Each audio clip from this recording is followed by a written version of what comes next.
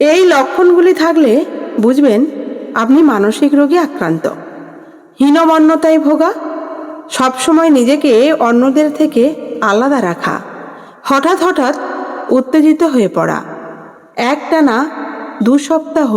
বিষণ্ণতায় ভোগা, নিজেকে বদ্ধ ঘরের মধ্যে আটকে রাখা,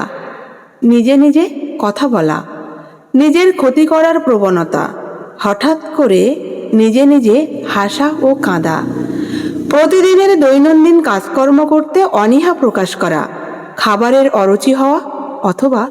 খুব বেশি পরিমাণে খাবারে আগ্রহ, মন ভালো হওয়ার মতো জায়গাগুলোতে যাওয়া সত্ত্বেও মন ভালো না হওয়া, সিদ্ধান্তহীনতায় ভোগা, খিটখিটে মেজাজের হওয়া, যে কোনো স্বাভাবিক কথাতেই রেগে যাওয়া, পরিবার বা আত্মীয় স্বজনকে নিজের শত্রু ভাবা, সেলফ কেয়ারিং কমে যাওয়া।